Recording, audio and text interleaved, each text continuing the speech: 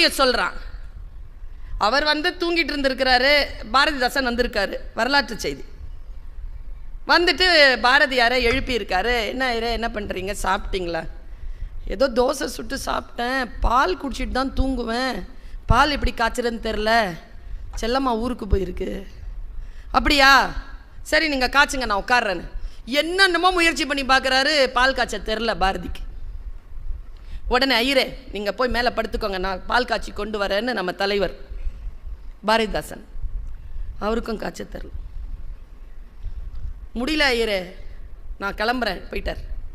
காலையில் பார்க்கும்போது அந்த சமையல் அறையில் புகை மூட்டம் இருக்கக்கூடிய, ரொம்ப புகை அப்படியே இருக்குது, படிஞ்சு இருக்கு. நம்ம பாரதி சூப்பர், கடைசி வரைக்கும் தோல்வியை ஒப்புக்கலை. பாலை எப்படியோ காய்ச்சிட்டார், காய்ச்சி குடிச்சிட்டார்.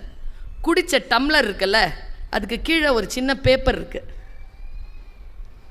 பேப்பரை எடுத்து பாரதிதாசன் படிக்கிறார். பாரதியார் தூங்கிட்டு இருக்கிறார். பாரதிதாசன் இதை பதிவு பண்ணுறார், எடுத்து படிக்கிறார்.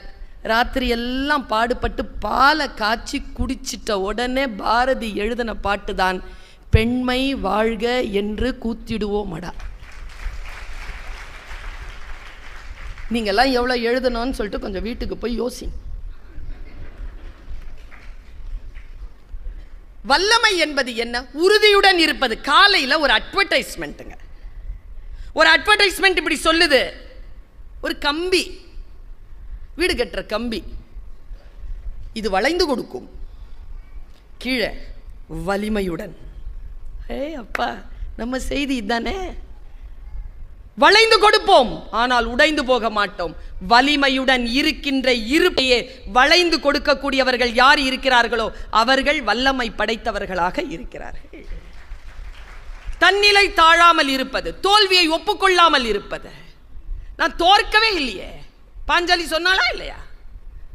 கடைசியா 2 வரம் கேளு அப்படின்ன உடனே என் கணவன்மார்களையும் இந்த நாட்டையும் விடுதலை செய் என்று திருதராஷனிடம் கேட்ட பாஞ்சாலி இடத்தில் திருதராஷன் கேட்டான், உன்னுடைய விடுதலையை நீ கேட்கவே இல்லையம்மா. அப்ப பாஞ்சாலி சொன்னாலே, நான் அடிமையே இல்லைன்ன, அப்புறம் இப்படிடா நீ எனக்கு விடுதலை கொடுப்ப? இது வல்லமை. எனக்கு ரொம்ப பிடிக்குங்க கண்ணகிய. கண்ணகியிடம் நான் பார்த்தது அந்த வல்லமை. எல்லாரும் சொல்லுவாங்க, அவ போய் தேராமன்னா செப்புவது உடையேன்னு அவ சூப்பரா பேசினா, அதனால தான். புற வாழ்க்கையில் கண்ணகி ஜெயித்தது வேறு.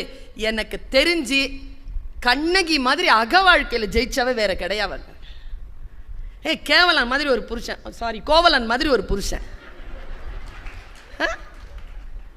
12 வருஷங்க கூட இல்லை, எங்கேயோ போயிட்டு வந்திருக்கான், யாருக்கோ புள்ள பெத்துட்டு வந்திருக்காங்க. 24 வயசுல உட்காந்துருக்காங்க அந்த பிள்ளை. வான உடனே டக்குன்னு வந்துடுறான் கிளம்பி. முதல்ல சிலம்புல கொன்முன்னா, இல்லை கண்ணகி உன்னோட வாழத்தான் வந்து, சரி வா போலான்னு. அவனுக்கு புரியவே இல்லைங்க. நான் சொல்றது பெண்களுக்கு புரிய வேண்டும், ஆண்களுக்கும் புரிய வேண்டும். இது மனசுல போட்டு கொடாஞ்சிக்கிட்டே இருக்கு கோவலனுக்கு. 12 வருஷம் கழிச்சு வந்தோம், திட்டலை, அடிக்கலை, அழலை, சண்டை போடலை, வானுடன் வந்துட்டா. இது என்ன? இது இந்த பெண்மையின் ரகசியம் என்ன? புரியவே இல்லைங்க அவனுக்கு. நீ எனக்கு தெரிஞ்சு கோவலன் செத்த இடம் அதான்.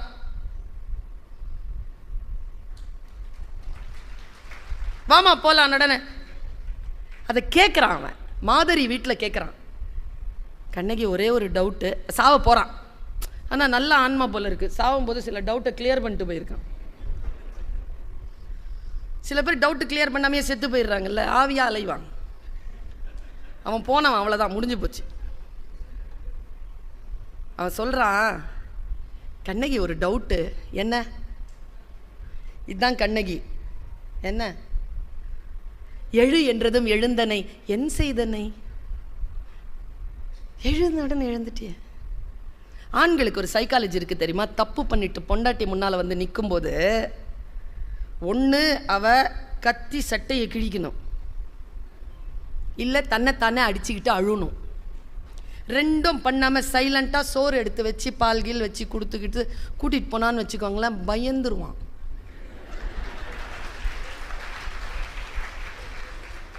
இந்த பயத்தில் தான் வரான் கோவலை. என்ன ஒன்றுமே சொல்ல மாட்டேங்கிறாளே, வாய் திறந்து ஒன்றுமே சொல்ல மாட்டேன். அவன் வந்த உடனே சலம் புனர் கொள்கை சலதியோட ஆடி குலநெறி வான்பொருள் குன்றந்தொலைத்த இளம்பாடி எனக்கு நாணத்தரம்னா சிலம்புல கொன்முன்னா. காசிலெல்லாம் வராது, அந்த சிலம்புக்கு எடுத்துகிட்டு போனா. இப்படி இவ்வளோ உறுதி அவளுக்கு. அவ கேட்குறாங்க, எழு என்றதும் எழுந்தனை கண்ணகி என் செய்தனை கேட்டடை எங்கள் அம்மா சொன்னா. அதான் கண்ணகி, அதான் நீங்கள், அதான் நான். உள்ள இருக்குது, வெளிப்படுறதில்ல. வெளிப்படணுங்கிறதுனால தான் இந்த மேடை. ஒரு நாள் இப்படி பேசிட்டு இருக்கிறேன் விருத்தாச்சலத்தில். ஒரு ஐயா முன்னால் உட்காந்து பேசுகிறார் லயன்ஸ் கிளப்பில். என் பேரை கூட தான் சொல்கிறேனே.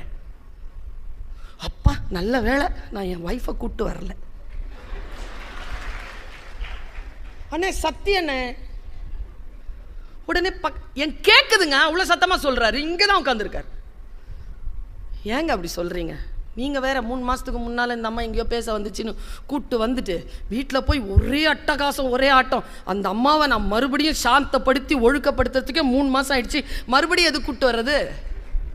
இப்படி சொன்னாருங்க அவர்.